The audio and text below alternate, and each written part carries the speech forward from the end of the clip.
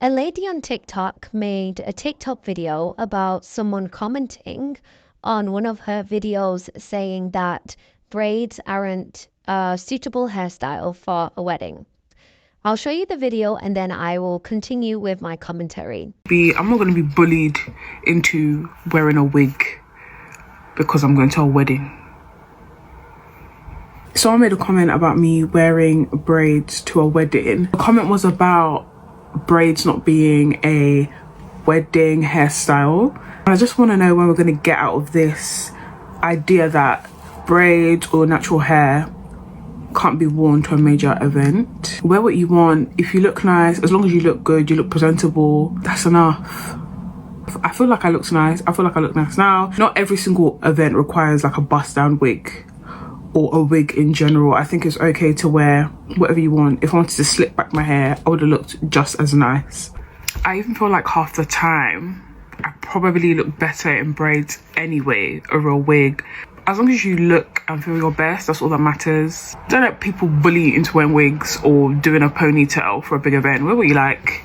You look good anyway. I promise you probably look good anyway. I'm not going to be bullied. I'm a big girl. See how cute it looks. As you can see, the lady stood 10 toes down on her wearing braids at the wedding that she went to, and I'm glad she did. But honestly, I need to ask you all, how did it even get to this point where wearing natural hairstyles that suit us, fit our facial features, that were made for us, how did we get to the point in people saying that those hairstyles aren't good enough for special occasions? And apparently wearing Southeast Asian people's hair is the better option. This isn't the first time I've come across this notion about braids not being a suitable hairstyle for an occasion. There have been a lot of black women who have made comments about braids looking childish, yet we're supposed to believe that these wigs make them look more grown and womanly. And they even say this stuff about natural hair.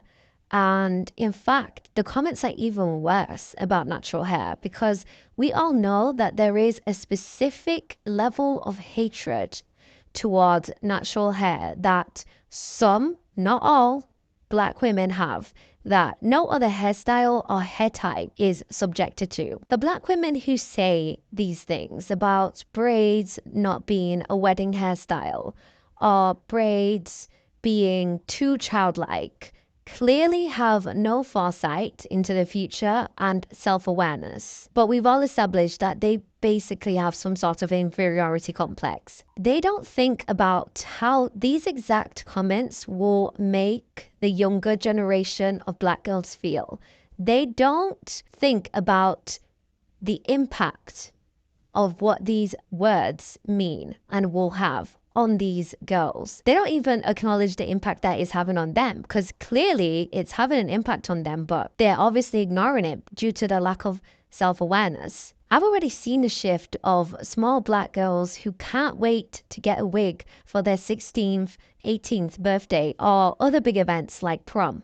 And by all means, there isn't anything necessarily wrong to simply want this, but it does say a lot about who and what they have been influenced by. Clearly, the women in their family, the men in their family, the school, their friends, and the media that they consume has been influencing these girls to think that their natural hair isn't good enough to wear to celebrate the big events in their life. And we all know how this is going to end. This is going to lead them into having some sort of self-esteem issues about how they look and most likely will develop body dysmorphia. And I say body dysmorphia because I've already heard black women talk about the facial dysmorphia that they experience when they don't wear wigs for a short period of time after wearing wigs for a long period of time.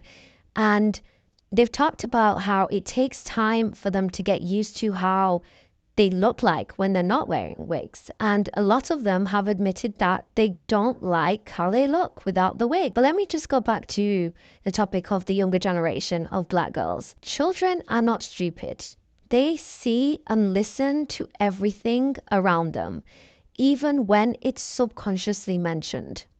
Imagine trying to encourage your little black daughter or even mixed race daughter who has type 4 hair to love themselves and to love the hair that they were born with. Even though you, as their mother, they barely seen you wear your natural hair since they came out of the womb.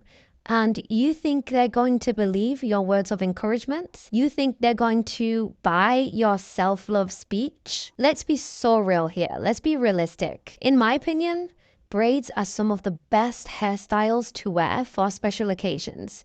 They're so versatile, diverse looking, and also they last for a very long time. So let's go through a list of different types of braids one can wear. For starters, we have knotless braids. We also have French curl braids, and that is actually what I've been rocking in the past few months over this summer. We, of course, have our good old box braids, Fulani braids, micro braids, boho braids, goddess braids, our old school style pick and drop. Who remembers that? We also have peekaboo braids, jumbo braids, and that's not even all of them. Then we also have a variety of twist hairstyles and lock hairstyles as well, like butterfly locks, faux locks.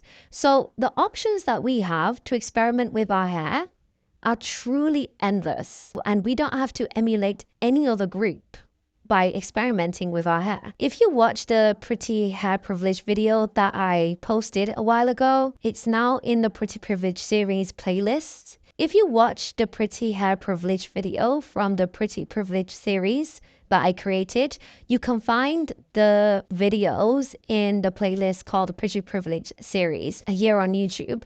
You'll see that one of the best ways to get pretty privilege, especially hair privilege, is to change your hairstyles, right? So braids allow you to change your hairstyles because, as I've mentioned, there are a variety of different braided hairstyles that you can do, and you can also switch up the colors as well. You can have just one color, or you can mix like 4 different colors in your braided hairstyles. And you'll definitely stand out from this experimentation with your hair, and you'll benefit from the increased visibility because you are going to be more visible compared to everyone else. And I noticed this in particular when I wore faux locks to a wedding earlier this year, and I got so many compliments. And I was one of the few women, or probably the only woman now that I remember, with this hairstyle. So I naturally stood out from the rest, and I received a lot of positive reactions. And I've also noticed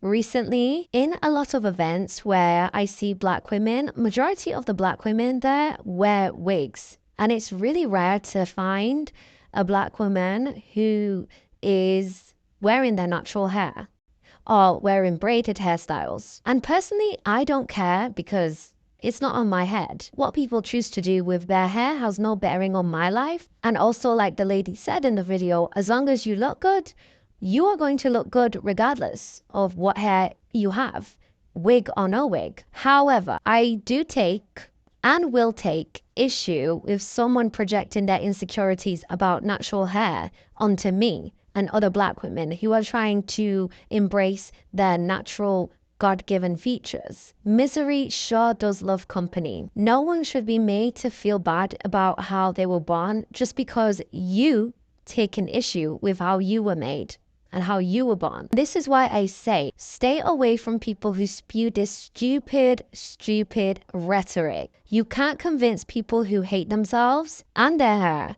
to see the beauty in natural hair. It's just not possible. What do you all think about this?